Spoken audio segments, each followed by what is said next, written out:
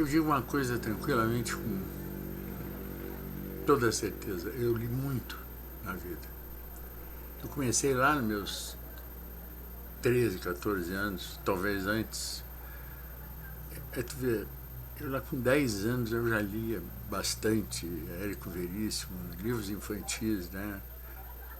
Eu li muito livros infantis, juvenis mesmo, né? Que o meu pai quase que nos obrigava a ler. E depois lá pelos. Isso, aí eu tive uma parada, estava lá pelos 14 anos, quando eu mandava para fora da aula, por esculhambação, por bagunça, lá no Champagnat, nos mandavam para a biblioteca. Aí tu ficava lá 1 hora, às vezes até 2 horas lá sentado, e tinha que ler, né? E eu comecei a ler.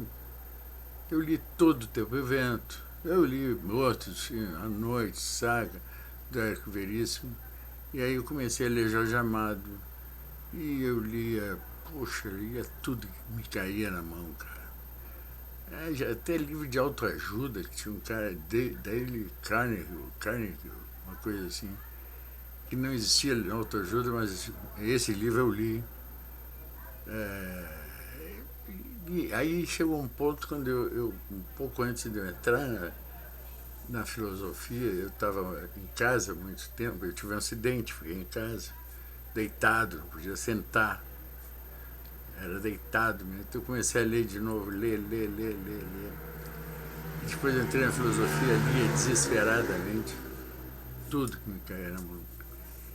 E nesse tempo não eram liberados os livros de esquerda, né? Vamos dizer assim. Mas eu lia, tinha uns amigos que me davam. Eu tinha um dentista amigo que me dava muita coisa para eu ler também. Aí foi liberado, né, esse tipo de leitura. Eu não lia só as orelhas, né? Eu não lia só os prefácios. Eu li os livros todos, eu li todos eles. Os bons livros de esquerda, para aprender alguma coisa sobre, eu li. Para terem uma ideia, quando o Allende foi deposto e mataram ele lá no Chile, puxa vida, mas eu até chorei por causa disso. Eu acompanhava desesperadamente todo o desenrolar do que acontecia no Chile e que terminou acontecendo naquele horror lá. Participei das primeiras reuniões.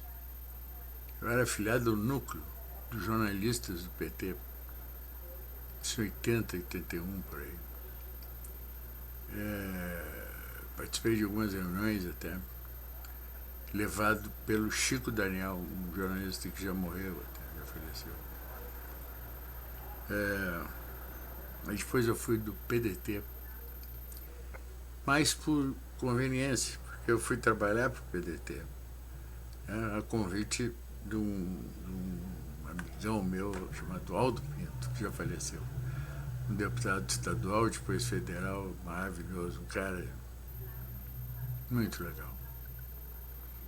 Eu comecei a trabalhar no PDT por causa dele, por causa do João Satti, figuras que nem o Romildo Bolzan, Carlos Augusto de Souza, figuras, deputados maravilhosos, assim, as pessoas ótimas, sabe? João Satti era uma coisa, sabe?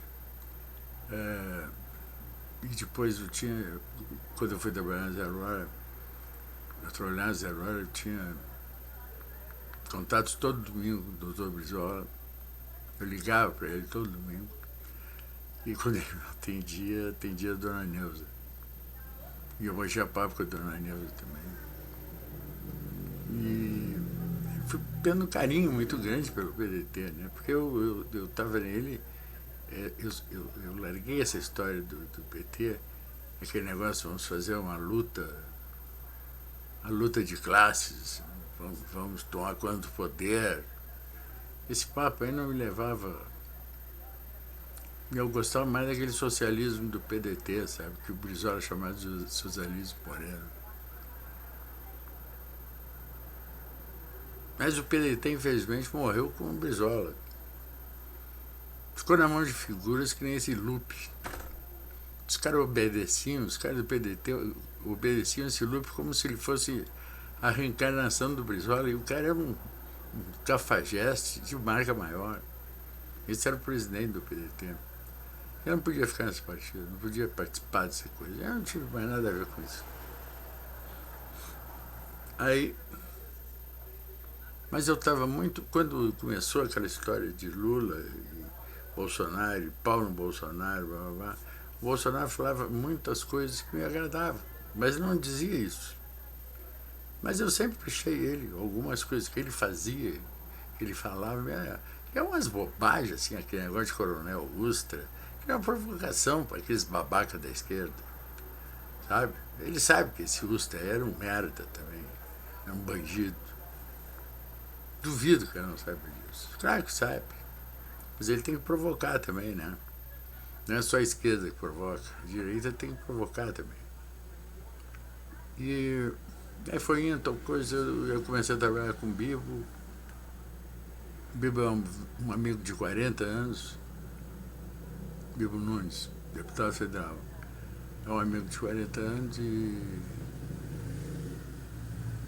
e rapaz, e já está se alongando muito isso, eu quero que vocês escutem esses depoimentos. Não é longo, não se preocupe. Mas os depoimentos são todos geniais. Para registro de vocês. Ó. Começa com Jorge Amado, brilhante, cara. Aí entra o Chico Anísio, aí entra o Tom Jobim, entra o Nelson Rodrigues, o Paulo Francis, maravilhoso, e encerra com Roberto Campos. É outro brilhante também. Vocês vão dar risada e vão gostar muito de todos os depoimentos. Preste atenção.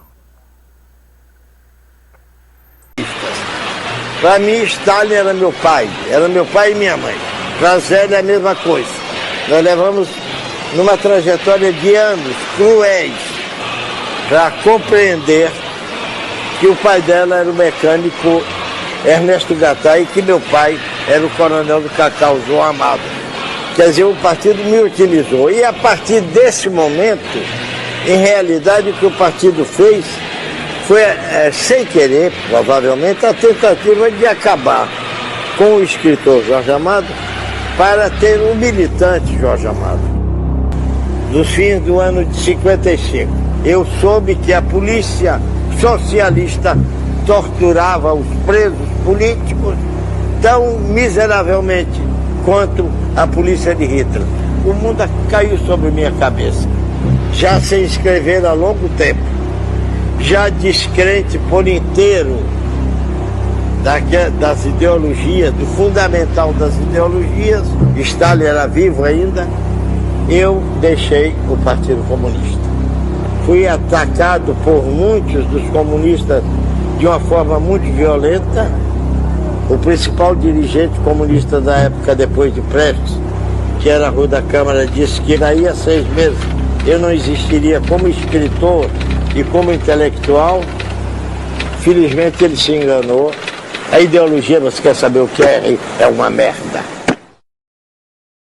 Depois de ser comunista, eu fui simpatizante, né, do Partido Comunista, eu até dava um dinheiro e tal. Depois eu passei a ser esquerdista.